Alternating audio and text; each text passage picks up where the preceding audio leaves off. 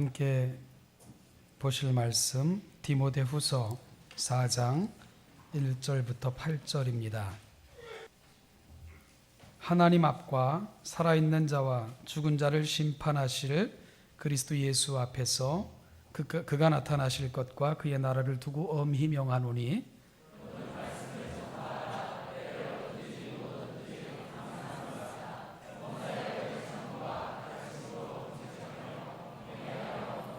때가 이르리니 사람이 바른 교훈을 받지 아니하며 귀가 가려워서 자기의 사욕을 따를 스승을 많이 두고 그러나 너는 모든 일에 신중하여 고난을 받으며 전도자의 일을 하며 내 직무를 다하라.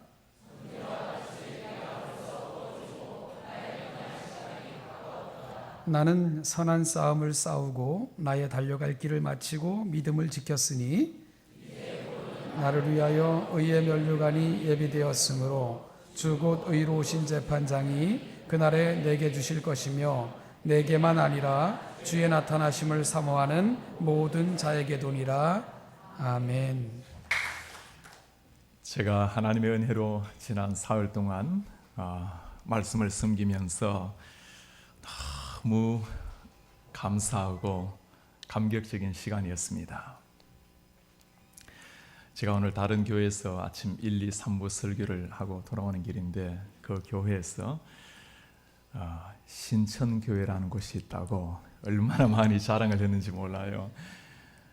우리 참 귀한 목사님, 우리 김호정 목사님께서 저를 알아주는 사람 아무도 없는데 제가 가르쳤다는 이유로 이렇게 선생을 한번 모신다고 하시는데 목사님을 통해서 우리 담임 목사님 너무 인격적이시고 교우들 참 좋다는 말씀을 들었는데 와서 눈으로 확인한 결과 참 진실하시고 또 소탈하신 우리 목사님 뵈면서 참 좋은 교제와 감사한 시간이었습니다. 특히 우리 장로님들 뵈면서 땅 위에 이런 장로님들이 계시나라는 생각이 들었어요.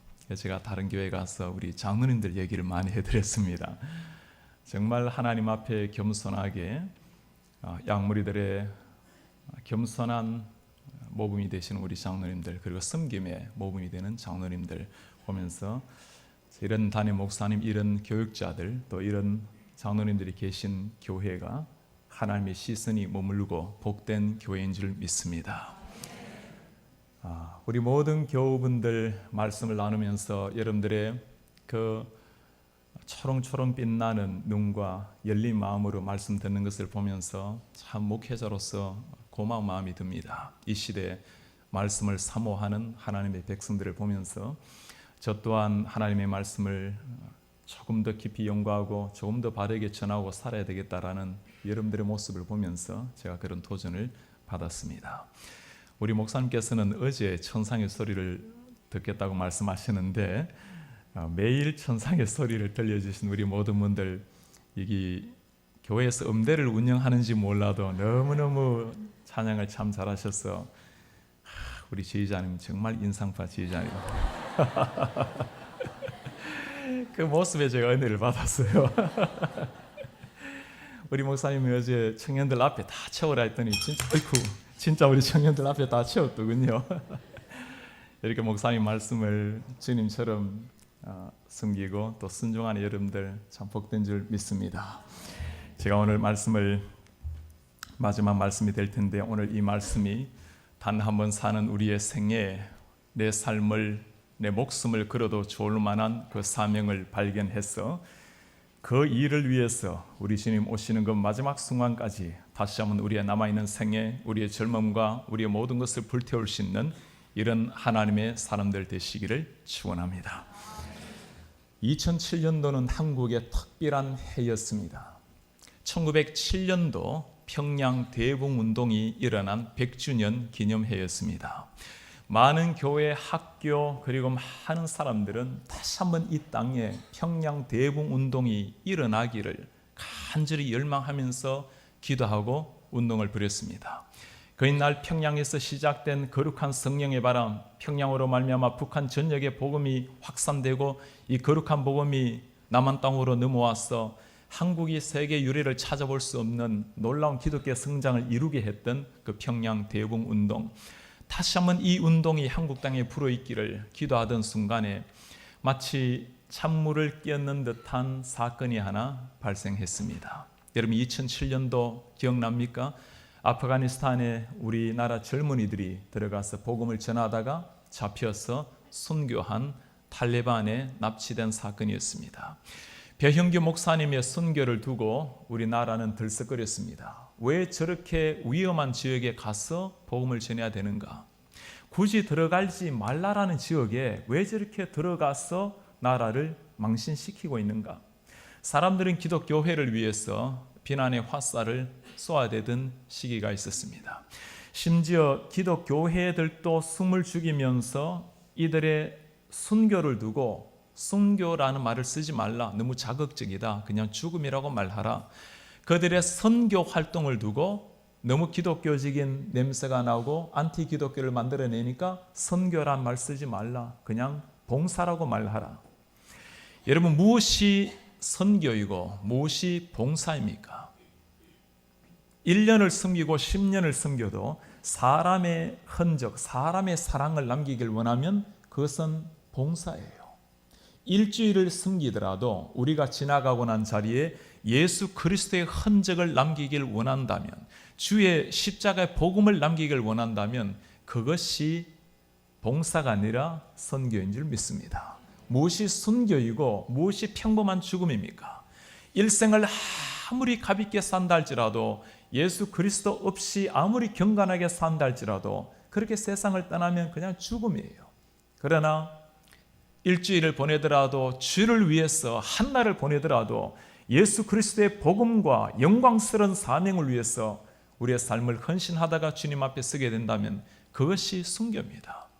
이렇게 묻는 사람들이 있어요. 왜 굳이 그렇게 가지 말라는 지역을 가야 됩니까? 한국에도 복음을 전해야 될 때가 이렇게 많이 있고 전 세계 복음을 전해야 될 때가 이렇게 많은데 굳이 그렇게 위험한 장소에 가야 됩니까? 사랑하는 여러분, 오지 말라고 하는 지역일수록 복음이 필요한 곳이에요. 우리나라 기독교 역사가 어떻게 시작이 되었습니까? 1866년도 9월 2일 한 젊은이가 이 땅에 복음을 전가하기 위해서 대동강변에 상륙했습니다. 말씀을 채 전가하기도 전에 그는 목베임을 당해서 순교의 제물로 떠났습니다. 토마스 선교사, 그의 나이 27살의 젊은이였습니다. 사람들은 이 젊은이의 죽음을 두고 너무나 비참한 의미 없는 죽음이라고 생각합니다. 이 토마스 선교사를 파송한 것이 영국 런던 선교회라는 곳입니다. 그 선교회 보면 토마스 선교사의 일대기를 딱 한 줄로 기록을 해놓았어요. He was a failed missionary to 조선. 조선의 fail한 미셔너리였다. 실패한 선교사라는 말입니다. 정말 그가 실패한 선교사였을까요? 토마스 선교사의 목을 베어서 죽인 사람의 이름은 박충근이라는 사람입니다. 이분은 나중에 회개하고 예수 그리스도를 믿고 평양의 안주교회의 지도자가 되었습니다. 토마스 선교사 죽기 전에 성경을 전해 주었어요. 그 성경을 받은 사람의 이름이 박영식이라는 사람입니다. 이 성경책을 가지고 자신 집안에 다 벽지로 발랐어요. 그 집은 평양의 최초의 교회 널다리골 교회로 바뀌게 되었습니다. 토마스 선교사 이 땅에 한 사람 복음을 전가하지 못하고 이 땅을 떠났지만 그의 피로 말미암아 수많은 사람들이 변화를 받고 한 시대 평양에 거룩한 성령의 바람이 불기 시작했습니다. 그는 죽음으로 그리스도를 전했고 죽은 후에 예수 그리스도의 복음이 한반도를 뒤덮게 된 거예요. 제가 몇 년 전에 참 귀한 손님 두 분을 저희 집에 모시게 되었어요. 한 분은 프라이스라는 미국의 의사이며 박사인 분이십니다. 다른 분은 휴 프라이데이라는 세계적인 성악가입니다. 이 두 분이 한국으로 방문을 하셨어요. 프라이스 박사님은 미국의 뉴잉글랜드 지방의 2만 5천 명의 의사 중에 가장 뛰어난 25명 중에 한 분입니다. 제가 보스턴에서 공부했을 때 저희 학교의 대부분의 교수님들이 그 박사를 자신의 주치의로 모시고 있었던 분입니다. 이분의 고향이 영국 웨일즈 하노브라는 시골입니다. 어느 날 자신의 고향 길을 거닐다가 곧 쓰러질 것 같은 교회 하나를 발견했어요. 안으로 들어가 보니까 벽에 이름을 알지 못하는 많은 글귀가 쓰여져 있고 한국 지도가 그려져 있고 많은 화환들이 놓여져 있습니다. 이 교회가 어떤 교회이길래 이렇게 수많은 한국인들이 그 먼 거리를 와서 헌화를 하는가 알아보니 이 교회가 바로 한국 땅에 선교사를 보낸 그 토마스 선교사를 파송한 한오버 장로교회예요. 궁금하기 시작했습니다. 이 젊은이가 어떤 젊은이기에 그렇게 오랜 세월 전에 조선이라는 나라를 찾아갔는가.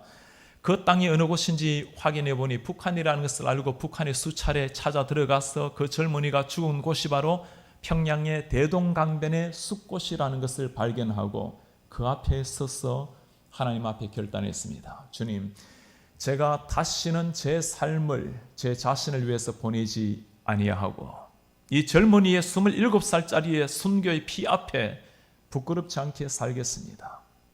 한참 일할 수 있는 58살 나이에 병원의 문을 닫고 세계 선교를 위해서 북한 선교를 위해서 자신의 삶을 던지는 하나님의 전사가 되었습니다. 그분과 함께 저희 집을 찾아온 신분이 휴 프라이데라는 성악가인데 여러분 예전에 오페라 유령이라는 영화 나온 거 기억하시죠? 그 영화에 나오는 정도가 아니라 진짜 오페라 유령의 주인공인 분입니다. 세계적인 테너요 너무 존경받는 그분이 어느 날 이 토마스 선교사의 이야기를 듣고 내가 세상에서 아름다운 음악을 하는 것도 좋지만 내 남아있는 생을 오직 주와 복음을 위해서 던지겠다고 세계적인 모든 명성을 뒤로하고 40대 다시는 세상의 음악을 하지 않겠노라고 복음성가 가수로 전향을 했어요. 저희 집에 오셨을 때입니다. 마침 한국이 추석이었어요. 우리의 사랑이 가장 필요한 곳이 어디일까요? 물어요. 마침 추석이니 신문에 보니 소록도 이야기가 났어요. 그 소록도라는 곳이 어쩌면 우리의 사랑이 필요한 곳 아니겠습니까? 이야기를 했더니 바로 다음날 소록도로 내려갔어요. 목사님께서 귀한 분들이 오셨으니 찬송을 좀 해주세요. 새벽 5시에 해달래요. 여러분 우리나라는 새벽 5시에 뭐가 있죠? 새벽 기도라는 게 있죠. 이 사람들은 새벽 기도라는 걸 모르니까 도대체 새벽 5시에 누가 오냐고 새벽 5시 전에 와서 깊이 기도하면서 주님 한 명이라도 나와야 찬송을 할 텐데 불을 켜고 보니 온 예배당에 가득히 앉아있는 그 나온 자들을 보면서 이분이 감동의 눈물을 흘리면서 그렇게 찬송을 했어요. 바로 이분들이 토마스 선교사의 피를 받아먹고 자라난 한국계 성도들이라는 것을 보고 너무 감격하면서 그렇게 찬양을 올려드렸습니다. 이분들이 집으로 돌아오면서 너무 감격해서 어깨동무하고 눈 감고 감사 기도하다가 낭떠러지로 떨어졌어요. 얼굴이 피터성이가 되고 그 프라이스 박사님이 그렇게 말해요. 휴 프라이데이는 공항을 내리면 한 4, 5년 스케줄이 다 되어 있고 공항 내리면 리무진이 데리고 와서 언제나 최고급 호텔로 모시는 사람인데 이 복음 때문에 예수님 때문에 이 얼굴이 이렇게 묵인데 얼굴이 피범으로 덮였다고 제가 감사해야 된다고 보일의 피로 덮인 거라고 예수 그리스도로 말미암아 정말 변화된 사람이라면 무엇이 가치 있는 인생인지 알게 됩니다. 토마스 선교사 참으로 비운의 모습으로 이 땅을 떠났지만 그러나 그 이름을 듣는 수많은 사람들이 그 젊은이의 죽음 앞에 함부로 쓰지 않겠노라고 내 삶을 주를 위해서 다시 한번 헌신하겠노라고 그렇게 나오지 않습니까?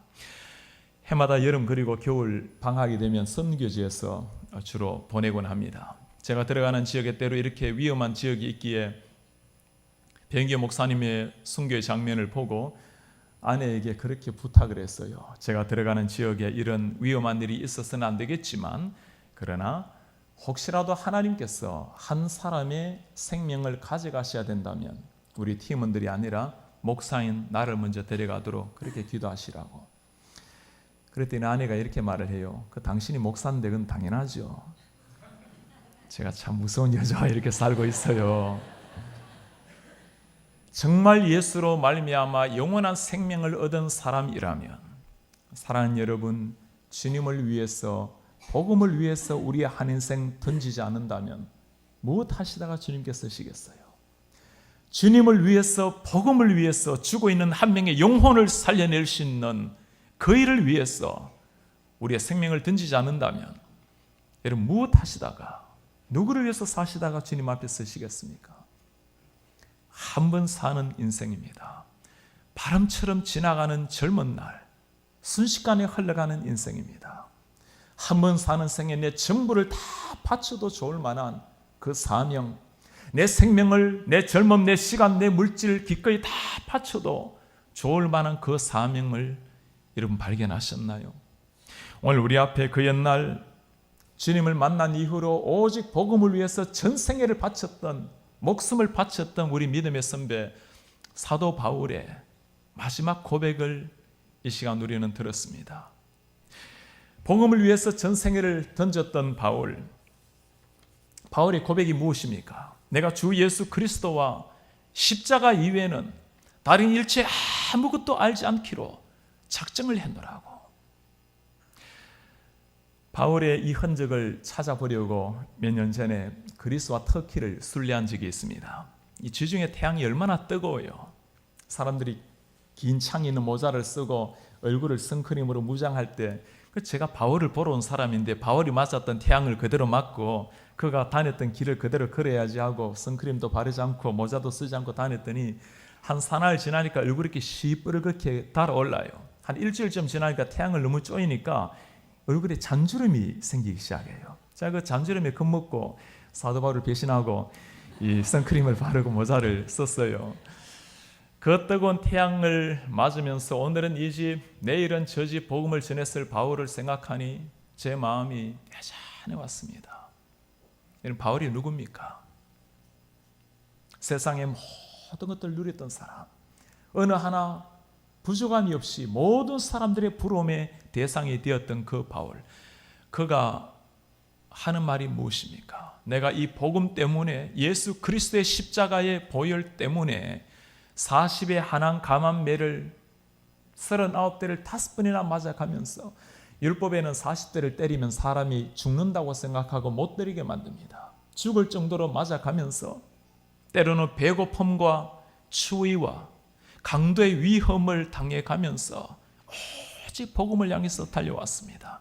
이제 이 복음을 위해서 마지막 생에 감옥에 잡혀 들어왔고 주님 앞에 서게 될 며칠 전에, 이 땅을 떠나기 며칠 전에 그가 남긴 마지막 유언과도 같은 말씀이 우리가 오늘 읽은 디모데 후서 말씀이에요. 그가 이 땅을 떠나기 전에 남긴 마지막 말씀, 바울이 이 땅을 떠나기 전에 우리에게 남긴 유언과도 같은 부탁이 무엇입니까? 살아있는 자와 죽은 자를 심판하실 그리스도 예수 앞에서 그의 나라를 두고 엄히 명하노니, 바울이 명령하는 게 뭐죠? 너는 말씀을 전파하라. 너는 말씀을 전파하라. 말씀 전하세요. 예수님 전하세요. 전도하세요. 늘 듣는 이야기 아닙니까? 마지막으로 남기는 말씀치고는 너무 평범한 말씀 같아요. 바울이 지금 하는 이 말은 편안하게 책상에서 앉아서 하는 말이 아닙니다. 지금 숨이 넘어가는 한 사람이 힘을 다해서 남아있는 모든 힘을 다 쏟아서 뱉어내는 그 마지막 한마디예요. 너는 말씀을 전파하라. 우리말에는 말씀을 전파하라 나와 있지만 원문으로 보면 너는 그 말씀을 전파하라고 나와 있습니다. 여러분, 그 말씀이라는 게 무슨 말씀이에요?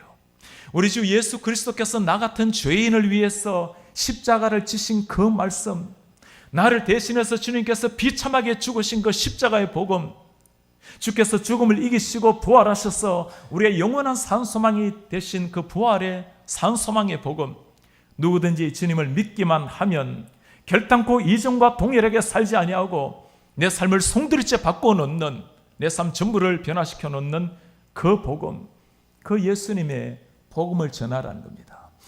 이 예수 그리스도의 복음이 아닌 다른 복음도 있다는 말입니까? 3, 4절에서 바울이 오늘 다른 복음을 무엇이라고 말합니까? 때가 이르리니 어떤 때입니까? 사람이 바른 교훈을 받지 아니하며, 바른 교훈, 들어야 될 십자가의 복음을 받지 아니하며 무슨 일이 일어나죠? 귀가 가리워서 자기의 사욕을 따를 서성을 많이 두고 물질의 서성, 명예의 서성, 쾌락의 서성, 권력의 서성, 학문의 서성, 나름대로 자기를 만족시켜줄 만한 서성을 많이 두고 또 그 귀를 진리에서 돌이켜 허탄한 이야기를 따르리라. 들어야 될 진리의 말씀을 듣지 아니하고 허탄한 이야기를 향해서 달려가는 사람들. 여러분, 이 사람들의 문제가 무엇입니까? 듣는 것의 문제예요. 들어야 될 진리의 말씀을 듣지 아니하고 귀가 가리워서 자신들의 귀를 시원하게 해줄 복음을 쫓아다니는 사람들. 여러분, 기억하셔야 됩니다. 우리가 들어야 될 복음은 우리의 귀를 시원하게 해줄 정도의 복음이 아니에요. 죽어 있는 영혼을 살려내는 복음, 살아난 자들을 하나님의 거룩한 제자로 세워내는 영생을 우리에게 선물하는 이 복음, 한 생애를 완전히 뒤바꿔 놓는 이 생명의 복음, 그 십자가의 복음이 우리가 사모해야 될 복음인 줄 믿습니다. 이 십자가의 복음, 예수 그리스도의 보혈의 복음이 점점 사라지는 시대를 맞이하고 있어요. 불교에서나 유교에서도 덜을 싣는 복음이라면 왜 우리 주 예수 그리스도가 이렇게 비참한 모습으로 십자가를 지셔야 되겠어요? 내 삶을 완전히 뒤바꿔 놓는 복음이 아니라면 왜 우리가 우리 몸을 쳐서 복종하면서 이렇게 주일날 오후에 하나님의 말씀 앞에 머리를 숙이고 하나님 앞에 열심을 내야 되겠어요? 오늘날 이 십자가의 복음 대신에 강단을 점점 지배하고 있는 것, 기독교의 이름으로 다가오는 것이 어떤 것입니까? 좀 자녀들을 어떻게 하면 잘 키울 수 있을까? 때로는 인생 특강 같은 복음들, 세상살이에서 좀 더 지혜롭게 할 만한 처세술 같은 복음들,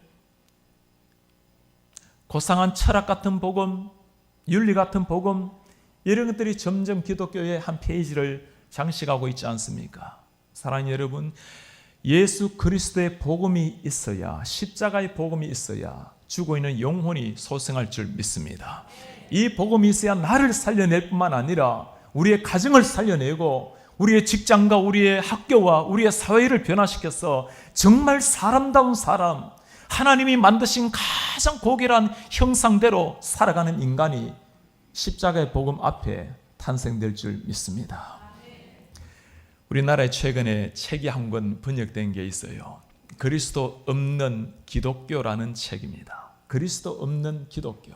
이렇게 시작을 해요. 사탄이 도시를 점령하면 어떤 일이 일어날까요? 사탄이 도시를 점령하면 길거리에 유흥업소 사라지고 술집은 사라지고 어린아이는 부모님의 말씀을 잘 듣고 사탄이 도시를 점령하면 주일마다 사람들이 교회로 몰려들 것입니다. 그 다음이 중요해요. 그러나 그 교회에 예수 그리스도의 복음은 더 이상 선포되지 않습니다. 그리스도의 복음이 사라져버린 강단, 그리스도의 십자가의 보혈이 사라진 교회, 그리스도 없는 기독교의 모습입니다. 토마스 선교사를 파송한 교회가 영국 웨일즈의 하노버 장로교회라는 곳입니다. 한 200명쯤 들어갈 수 있는 예배당이 아직까지 있어요. 그 순교자의 피가 흐르고 있는 그 교회, 지금 남아있는 교인이 6명입니다. 여름에는 에어컨비가 없어서, 겨울에는 난방비가 없어서 예배조차 하지를 못해요. 영국의 수많은 교회가 이렇게 처참하게 무너지고 있습니다. 웨일즈 장로교회 교단은 교회가 한 850개쯤 돼요. 목회자는 75명쯤 됩니다. 무슨 말이죠? 한 목회자가 10교회 이상을 섬겨야 돼요. 그러니 목사를 못 모시는 거예요. 한 달에 한 번씩, 두 달에 한 번씩 순회하면서 그렇게 설교를 하는 겁니다. 무엇이 문제입니까? 우리가 믿고 있는 성경을 절대 진리의 말씀으로 더 이상 믿지를 않아요. 예수 그리스도만이 유일한 주님이라는 것을 믿지를 않습니다. 십자가의 복음이 사라진 교회, 예수의 복음이 사라진 신학교, 결국에는 문을 닫고 무너질 수밖에 없습니다. 이것이 어디 외국의 이야기뿐이겠습니까? 지금 우리나라의 현실이 어떠합니까? 우리 자녀들이 10대를 거치고 20대가 되면서 대학교를 들어가고 직장을 들어가면서 신앙을 버리는 비율이 50%가 넘습니다. 겉으로 열심을 내어서 주일학교에 가르친 우리의 자녀들, 아이들이 2명에 1명 이상씩 교회를, 주님을 떠나간다는 거예요. 제 눈에는 그들이 주님을 떠나가는 것이 아니고 교회를 다니지만 예수님을 모르고 다니는 거예요. 십자가를 체험하지 못한 채 그냥 교회를 왔다 갔다 하는 겁니다. 사랑하는 여러분, 기억하셔야 됩니다. 그냥 교회를 다니는 것하고 정말 예수 그리스도를 믿고 내 심령이 변화되는 것은 전혀 별개의 일이에요. 우리 가운데 선생님들이 계십니까? 우리 아이들이 교회에 나오는 것 가지고 만족해서는 안 됩니다. 그들의 가슴 속에 정말 예수 그리스도의 보혈이 흐르고 있는지, 우리 부모님들, 자녀들이 교회에 나오는 것 가지고 위안 삼을 것이 아니라 우리의 자녀들의 가슴 속에 정말 예수의 피가 흐르고 있는지, 오늘 밤 주님께서 오신다면 영원한 천국에서 볼 수 있을지를 보셔야 돼요. 신앙이라는 것은 한 사람 한 사람에게 주어지는 하나님의 선물이고 우리의 결단입니다. 예수님을 모른 채 그냥 교회를 다니면 어떤 일이 일어날까요? 때로는 대학을 마치고 20대가 되고 십장가를 가게 되면 집사가 되기도 하고 권사가 되기도 하고 들어 장로가 되기도 하고 목회자가 되기도 합니다. 여러분 기억하셔야 됩니다. 장로가 되고 목사가 되는 것하고 정말 예수 그리스도의 보혈의 피를 알고 변화받는 것은 전혀 별개의 일이에요. 주님을 모른 채, 십자가의 은혜를 모른 채 그냥 교회를 다니면 다닐수록 문제이고 더 경건할수록 위험할 뿐입니다. 바리새인들이 가지는 경건이라는 것은 경건할수록 주님께로 멀어져 가요. 사랑하는 여러분, 오늘 주님께서 우리에게 말씀하십니다. 너는 이 십자가의 복음, 예수의 복음, 이 복음을 전파하라. 예수의 피 묻은 십자가를 사모하고 그 십자가의 복음 가슴에 새기시는 이런 여러분들 되시기를 바랍니다. 예수님의 복음을 잘 알고 십자가를 사랑하는 것 귀합니다. 그러나 그것이 우리의 목적은 될 수가 없습니다. 오늘 주님께서 우리에게 무엇이라고 부탁하십니까? 너는 이 말씀을 전파하라. 예수님 잘 믿고 잘 따르는 것, 사랑하는 것 좋습니다. 그러나 그것이 우리의 목적은 될 수가 없어요.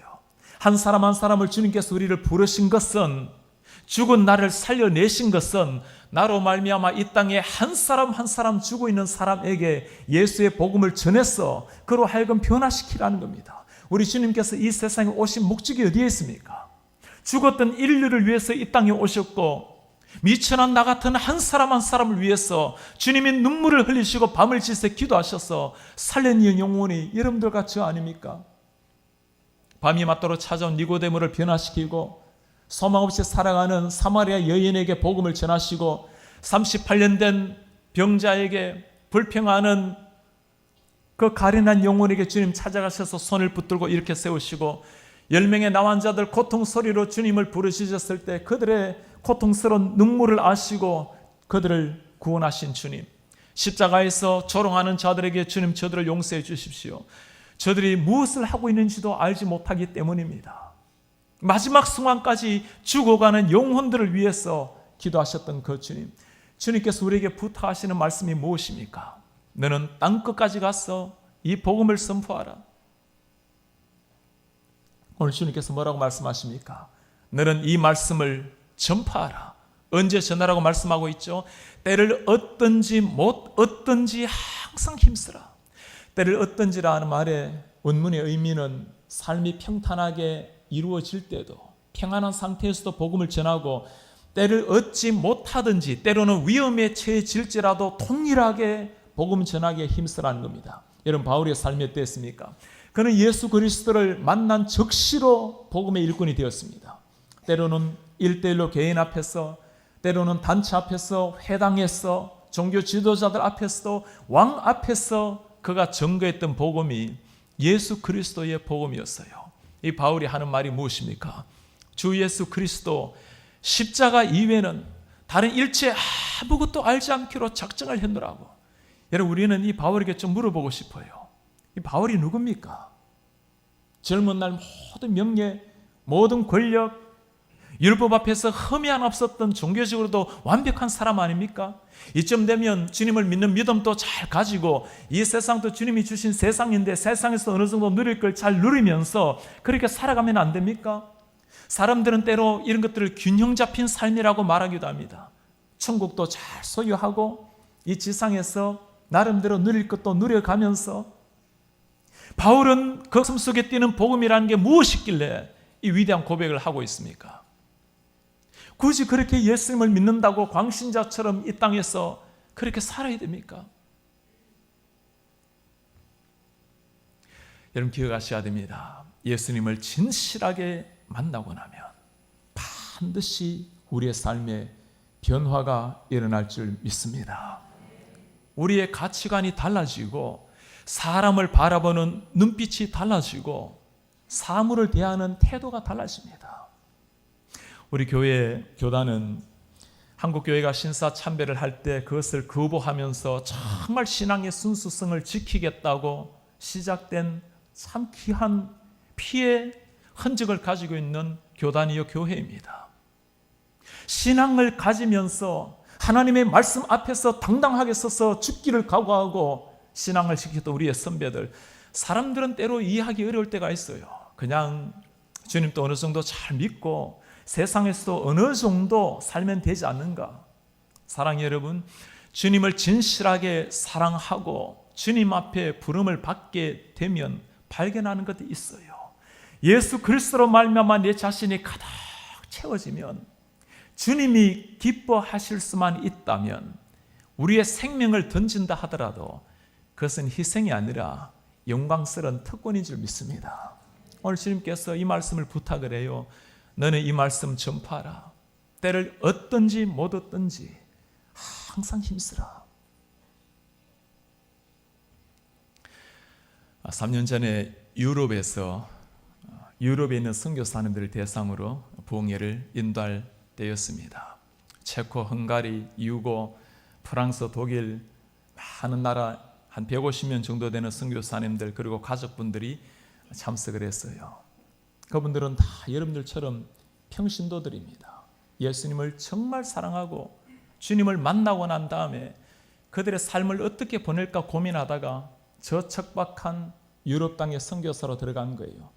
여러분 그 사람들이 아무리 복음을 전해도 저 동구권의 사람들, 공산주의 사람들, 이슬람권 사람들 그리고 콧대 높은 저 유럽의 사람들이 한국 교회를 찾아오겠습니까?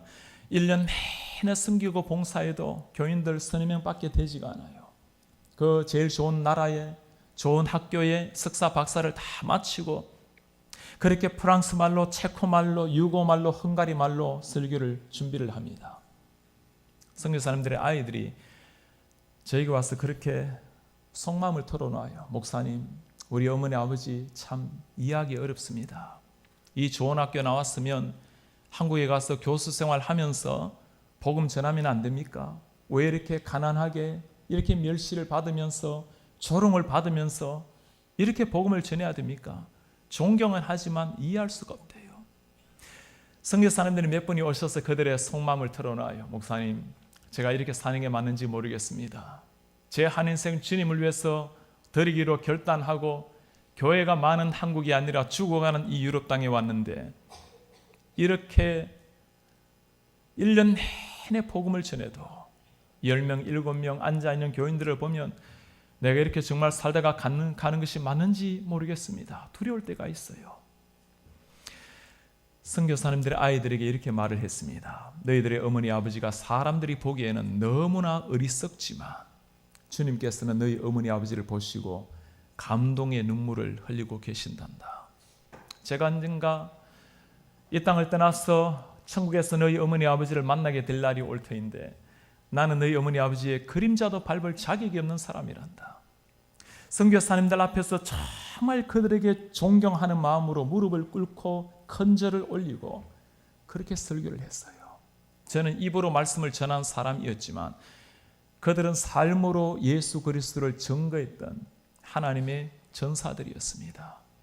사랑하는 여러분, 왜 우리가 이렇게까지 했으라도 복음을 전해야 됩니까?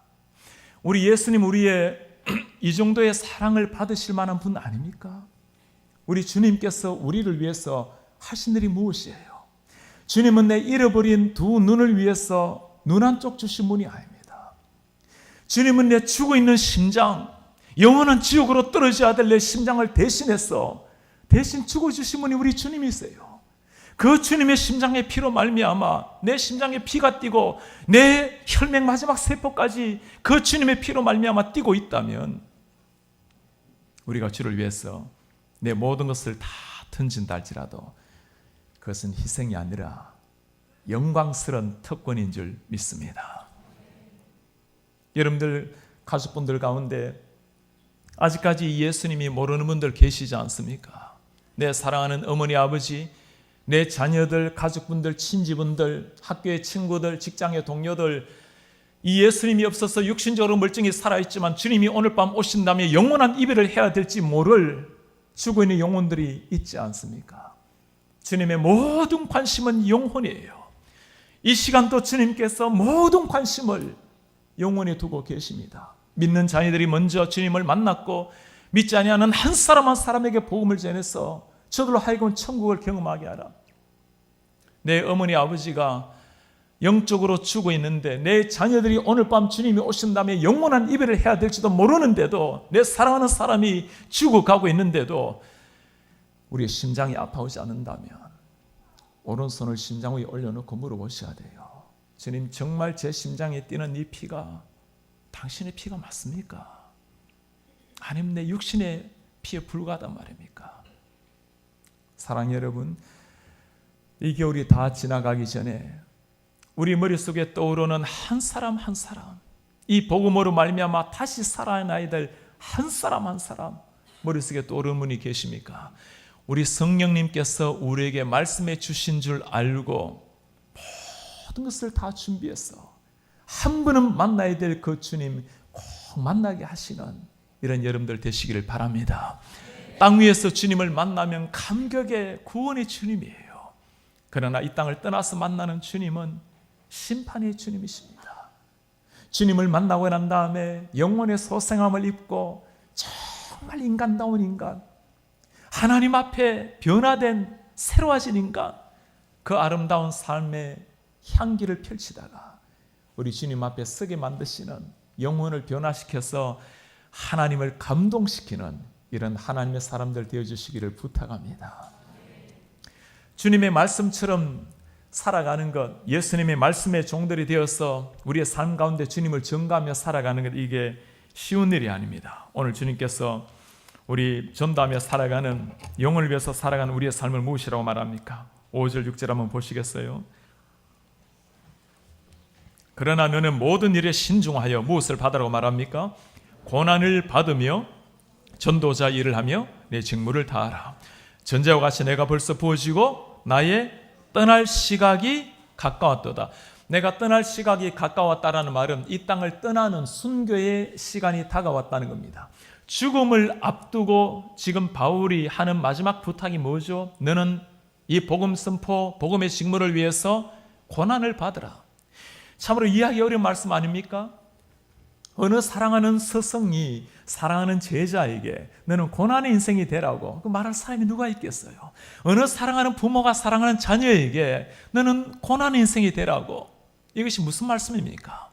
예수 그리스도를 진실하게 따라간다라는 것은 고난이 있는 인생이라는 겁니다. 주님께서 뭐라고 말씀하십니까? 네가 정말 나를 따라오길 원하느냐? 네 자신을 부인하고 십자가를 지고 나를 따르라. 물론 주님을 대충 따라가려면 이 십자가 고난 싫어합니다. 아니 오히려 피합니다. 주님, 세상 모든 사람이 주님을 버릴지라도 저는 주님 버리지 않겠습니다. 두 주먹을 불끈 쥐었던 그 베드로가 예수님 십자가 지실 때 하는 말이 뭐죠? 주님, 절대로 십자가는 안 됩니다.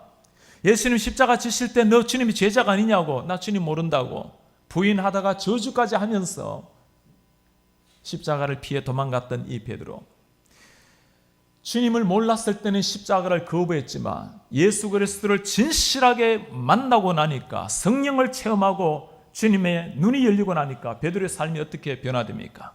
한 번 복음에 3,000명이 변화되고 수많은 종교 지도자들까지도 변화를 받게 되었어요. 이 사람 두었다가는 유대교가 무너질 것 같아서 사람들이 베드로를 잡아다가 매질을 가하고 위협을 가합니다. 다시는 예수 이름으로 복음을 전하지 말라. 베드로가 한 말 여러분 기억합니까? 내가 눈으로 본 예수, 귀로 들은 예수 그리스도를 어떻게 증거하지 않을 수가 있겠는가? 예수님 때문에 매맞고 고난당하는 것을 감격스럽게 여겼던 사람, 십자가에 못 박을 때 내가 어떻게 감히 내 스승 주님께서 못 박히신 십자가를 지겠습니까? 나를 거꾸로 매달아 달라고. 세상이 이해하지도 못하고 감당치도 못하는 사람이 된 거예요. 예수 그리스도로 말미암아 진실로 영혼이 바뀌어진 사람, 주님을 위해서 받는 고난을 감격스럽게 여기면서 달려가는 사람 되는 겁니다. 오늘 이 위대한 고백을 하고 있는 바울이 누굽니까? 세상의 젊은 날 모든 것을 누렸던 사람, 모든 사람들에게 신망의 총의 대상이 되었던 그 바울이 하는 말이에요. 예수님을 알아가고 십자가를 따라가는 것이 가장 고상한 지식이기에 내가 세상 모든 것을 다 뱃설물로 여기노라고. 사랑하는 여러분, 예수 그리스도로 말미암아 얻는 축복, 얻는 구원뿐만 아니라 반드시 주님을 따라갈 때 겪어야 될 헌신과 희생을 온몸에 채우고 주님을 따라가는 우리가 되기를 바랍니다.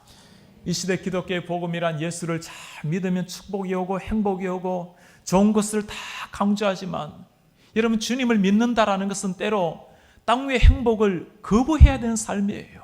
이게 무서운 거예요.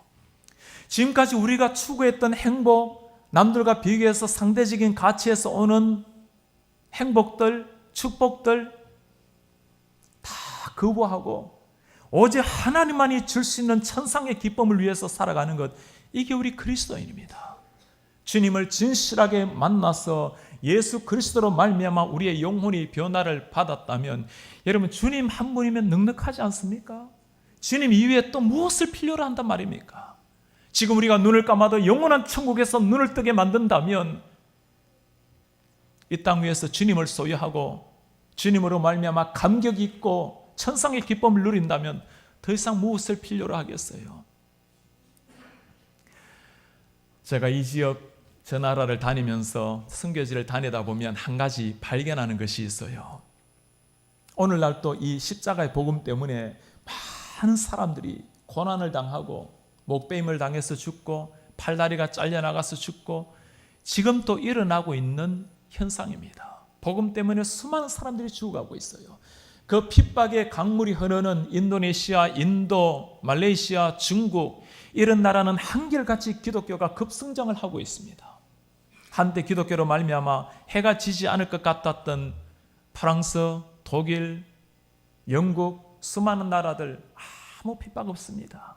다 교회가 문을 닫고 사그라들고 있어요. 외국 이야기뿐입니까? 우리나라의 모습이 어떠합니까? 핍박으로 말미암아 눈물과 피가 있었을 때는 기독교가 본물 터지듯이 성장을 했어요. 이제는 아무런 핍박이 없습니다. 마음껏 예수님을 전해도 예수 믿는 것이 이제는 숨겨야 될 일이 아닙니다. 신문지 싸들고 성경책 다닐 시대가 아닙니다. 모든 게 다 풍족하고 모든 것이 다 준비가 되었는데, 정말 예수 그리스도로 말미암아 헌신이 사라지고 내 자신을 위해서 십자가를 지신 주님을 향한 거룩한 희생이 점점 사라지는 이 시대 기독교, 너무나 세련되게 예수님을 믿고 너무나 세상과 적당하게 거리를 유지하면서 예수님도 잘 믿고 세상도 잘 따라가려고 하는 나름대로의 안정과 균형을 추구하는 이러한 시대, 사랑하는 여러분, 이게 아니에요. 주님을 정말 만나게 되면 영혼이 바뀌어지는 겁니다. 사복음서의 제자들, 누가 크냐를 가지고 싸웠던 제자들이 복음을 위해서 생명을 바치면서도 감격스러운 미소를 짓게 되는 거예요. 우리는 십자가를 지고 가시밭길을 걸어간다 할지라도, 사랑하는 여러분, 십자가는 고달프고 가시밭길은 괴로울지라도 세상 사람 절대 이해하지 못하는 천상의 감격을 누리고 살아가는 것, 그것이 우리 그리스도인인 줄 믿습니다. 오늘 바울이 감옥 안에 잡혀 들어갔어요. 복음을 위해서 이토록 자신을 다 버리고 복음을 위해서 달려갔다면 그의 말년을 찬란하게 주님이 꽃피워줘야 되지 않습니까? 여러분, 주님을 위해서 감옥 안에서 멋지게 순교하는 것, 그보다 더 찬란한 삶이 어디에 있어요? 감옥 안에서 그가 하는 말이 무엇입니까? 자신을 위해서 기도하고 근심하는 빌립보 교인들에게 바울이 말을 합니다. 기뻐하라. 다시 말하노니 기뻐하라. 여러분, 이게 무슨 말이에요? 곧 죽음을 앞둔 바울의 입에서 어떻게 이리 위대한 고백이 나온단 말입니까? 이게 무슨 말이죠? 주님께서 나같이 미천한 자를 위해서 이 세상에 오셔서 나를 위해서 주님이 십자가를 지셨습니다. 주님께서 이 미천한 자를 이제는 감옥까지 보내시더니 감옥 안에서도 예수의 복음을 선포하게 하시고 많은 사람들이 예수의 복음으로 나오게 되었습니다. 내게 사는 것이 그리스도니 나의 죽음도 유익함이라. 사나 죽거나 내가 그리스도의 것이로다. 사랑하는 여러분, 이 위대한 고백이 우리의 고백 되시기를 축원합니다. 여러분들은 이 복음을 위해서 마지막으로 받아본 고난이 언제입니까? 주의 나라와 주께서 맡겨주신 사명을 위해서 헌신하다가 내 온몸이 다 땀이 적셔지도록 주를 위해서 헌신해 본 마지막 때가 언제입니까? 주님, 저 영혼을 살려달라고, 저 죽어있는 형제를 살려달라고 밤이 맞도록 눈물로 백인잎을 적시면서 하나님 앞에 고통스럽게 주님, 오늘이 아니면 안 됩니다 외쳐본 마지막 때가 여러분 언제입니까? 우리 사랑하는 젊은이 여러분, 학교의 친구들, 직장의 동료들, 수많은 우리가 사랑하는 사람들이 죽어 있는데도 불구하고 컴퓨터 게임 한다고 때로는 3시간, 때로는 밤을 지새면서 한 명의 영혼을 품고 기도하지 못하고 한 번쯤 그를 향해서 눈물로 간구하지 못한다면 너무 부끄러운 일 아니겠어요? 주님의 모든 관심이 영혼입니다. 우리의 가슴 속에 다시 한번 이 복음을 위해서 기꺼이 고난받고 헌신하며 달려나가는 이런 하나님의 사람들 되시기를 축원합니다. 제가 지난 여름에 중국 선교지를 거쳐서 미얀마에 선교를 하고 IT 선교지를 다녀오게 되었어요. 여러분, 미얀마는 제가 20년 전에 통역관 시절에 찾아갔다고 했죠. 20년 만에 이제 복음을 들고 찾아가게 된 거예요. 미얀마는 지금 불교 국가인데도 불구하고 아직까지 군사 정권이지만 그러나 많은 복음의 강물이 지금 번지고 있는 곳이 그 미얀마입니다. 제 미얀마 현지 친구가 신학교를 시작을 해서 아이들을 가르치고 있어요. 우리나라도 지난해 얼마나 더웠나요? 그 나라는 더우면 45도, 50도까지 이렇게 올라갑니다. 전기 하나 없죠. 선풍기 하나 없죠. 땀 펄펄 흘리면서 그렇게 말씀 훈련을 해요. 그렇게 훈련을 받고 나면 3년, 4년이 지나면 이제 그들이 들어가야 될 선교지로 들어갑니다. 근처까지 차가 들어가고 때로는 이틀, 사흘을 걸어서 숲을 지나야 될 때가 있어요. 가끔 가다가 명수에 습격을 하다가 죽기도 하고 들어가면 다시 나오지도 못할 친구들, 죽음의 땅을 향해서 훈련받고 그렇게 복음을 위해서 들어가는 거예요. 제 미얀마 친구가 신학교를 가지고 있으니 정부에서 문을 닫으라고 몇 번이나 공문이 오지 않겠어요? 그렇게 견디다 보면 핍박 안 받냐고. 그들이 두려워하는 것은 그가 하는 말이에요. 우리가 두려워하는 것은 고난이 아닙니다. 고난이 없는 것을 두려워할 뿐입니다. IT에 30만 명의 영혼이 죽어가는 나라, 아무 소망 없는 그 나라에 많은 그리스도인들이 들어와서 생명을 걸고 복음을 전하고 주의 사랑을 섬기고 있어요. 언제 말라리아로 죽을지 모르는, 언제 총싸움으로 죽을지 모르는 그 위태로운 지역 땅에 예수의 복음을 들고 찾아온 수많은 한국의 청년들, 저는 그들의 눈빛을 보면 제가 한국인이라는 것이 그렇게 자랑스러울 수가 없습니다.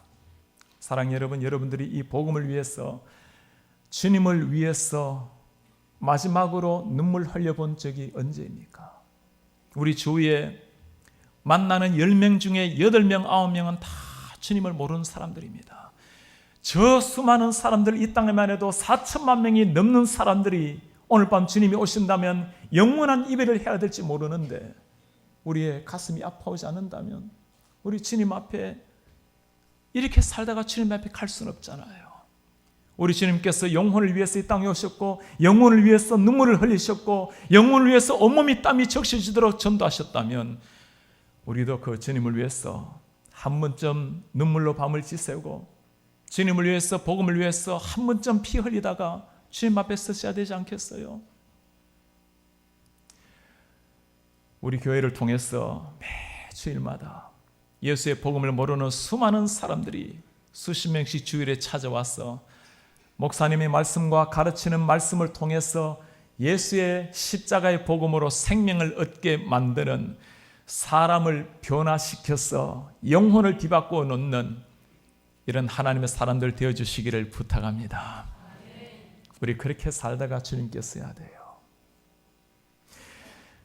우리는 여기서 한 번쯤 물어보고 싶습니다. 우리도 다 바울처럼 그렇게 주님을 위해서 멋지게 한 인생 살고 싶지 않습니까? 무엇이 바울로 하여금 마지막까지 이렇게 달려가게 만든 비결입니까? 오늘 바울이 그의 삶을 뭐라고 말하죠? 7절 한번 보시겠어요? 나는 선한 싸움을 싸우고 나의 달려갈 길을 마치고 믿음을 지켰으니. 선한 싸움 다 싸우고 달려갈 길을 다 마치고 믿음을 지켰으니 얼마나 멋있는 고백 아닙니까?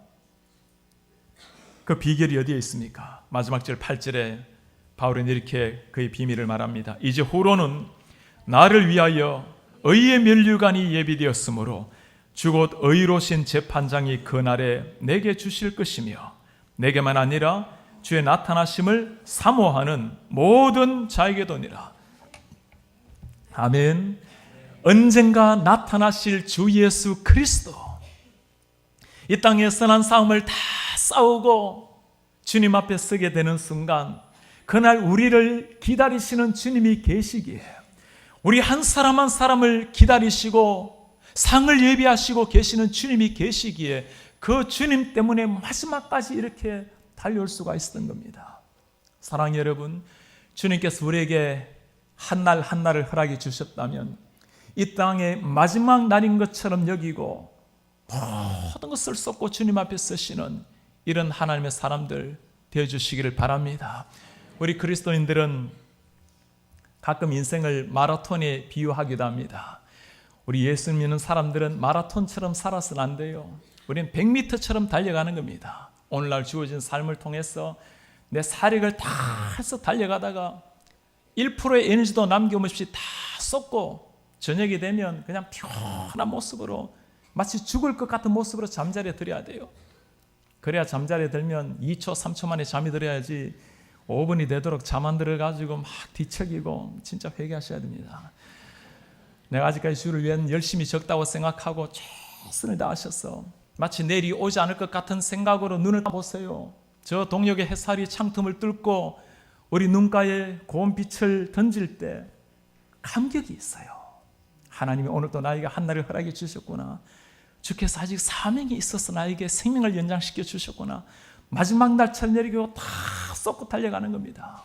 우리 사랑하는 젊은이 여러분, 우리 청년들 여러분, 주님께서 나에게 맡겨주신 그 사명을 위해서 학창시절에 최선을 다해서 공부하시고 영어단 하나 외워도 사명을 가지고 외우고, 직장의 문을 열 때마다 그냥 경제활동을 하는 일터가 아닙니다. 하나님이 나를 보내주신 사명터가 우리의 직장입니다. 오늘 주님께서 누구를 변화시킬까? 누구를 만나게 하실까? 내가 만나는 마지막 사람이라면, 내가 하는 마지막 일이라면 어떻게 우리가 한순간이라도 소홀히 하겠어요? 이 일을 통해서 주님이 영광을 받으시고 이 일을 통해서 주님께서 한 명의 영혼을 살려낼 수 있다면 모든 것을 쏟아야 되지 않겠어요? 학교에서 제가 설교를 가르치면서 후배들에게 하는 부탁이 있어요. 설교할 때마다 오늘 설교가 마지막 설교인 것처럼 여기고 설교하라고 부탁합니다. 제가 강단에 올라올 때마다 주님께 드리는 한 가지 기도가 이겁니다. 주님, 제 생명을 드릴 테니 저를 통해서 오늘 성령님 나타나시고 죽어있는 영혼들 살려주시고 살아난 영혼들 거룩하게 변화시켜 주십시오. 오늘 제가 여러분들과 만나고 나면 하나님 은혜로 혹 우리에게 다시 만남을 허락해 주신다면 주님 앞에서 멋진 모습으로 복음을 향한 눈물과 땀과 피를 가지고 만나는 날이 있기를 바랍니다. 주님께서 어쩌면 이 땅에서 다시 우리의 만남을 허락지 않으신다면 사랑하는 여러분, 언젠가 주님 나라에 만나는 그날 주님을 위해서 흘린 눈물과 영혼을 위해서 흘린 헌신의 흔적 가지고 그날 우리 영광스럽게 주님 앞에 서기를 기대합니다. 마지막 순간까지 복음을 위해서 다 쏟았던 바울, 우리 이렇게 인생 불태우다가 주님 앞에 써야 되지 않겠어요? 한 번 사는 인생입니다. 단 한 번 사는 땅 위의 인생. 여러분들의 시간, 여러분들의 젊음, 여러분들의 물질, 여러분들의 생명, 하나밖에 없는 목숨을 바쳐도 좋을 만한 그 사명 여러분 발견하셨나요? 내 삶 전부를 던져서 헌신해도 좋을 만한 그 사명 여러분 발견하셨나요? 오늘 주님이 우리에게 부탁하시는 이 사명, 너는 이 말씀을 전파하라. 때를 얻든지 못 얻든지 항상 영혼 구원을 위해서 힘쓰라. 죽어있는 영혼을 살려내고 한 사람을 거룩한 하나님의 제자로 세워내는 이 복음을 위해서 우리 한 인생 던지지 않는다면 여러분 무엇을 위해서 달려가시다가 주님 앞에 서시겠어요? 내 전부를 던져도 좋을 만한 분이 정말 주님이 맞으십니까? 나를 위해서 십자가를 지시고 허무와 죽음으로 끝나는 땅 위의 삶에 영원한 영생의 감격을 주신 그 주님, 그 주님을 위해서 내 전부를 던지지 않는다면 누굴 위해서 사시다가 무엇을 위해서 사시다가 주님 앞에 서시겠어요? 언젠가 이 땅의 삶이 다 끝나고 난 다음 우리가 주님께서 우리에게 맡겨주신 사명을 위해서 모든 삶을 헌신하다가 우리 주님 앞에 서게 되는 그 순간, 여러분 한번 상상해 보세요. 주님 앞에 쓰러졌을 때 우리 주님 그때 우리에게 다가오셔서 우리의 오른손을 붙들고 일으켜 세울 날이 올 것입니다. 주님 말씀하실 겁니다. 잘했다, 충성된 종아. 내가 전하고자 할 그 십자가의 복음을 네가 전해 주었구나. 내가 받아야 될 고난을 네가 대신해서 받아 주었구나. 세상에서 모든 것 포기하고 오직 나를 향해서 마지막까지 달려와 주었구나. 고맙다, 충성된 종아. 우리 주님 우리를 바라보시면서 감동의 눈물을 흘릴 날이 올 것입니다.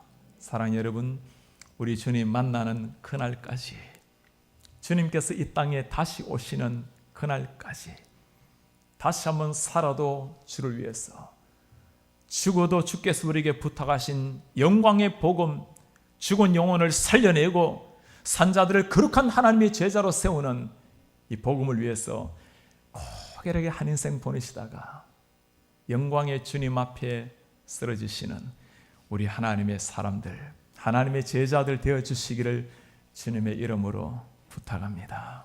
아멘.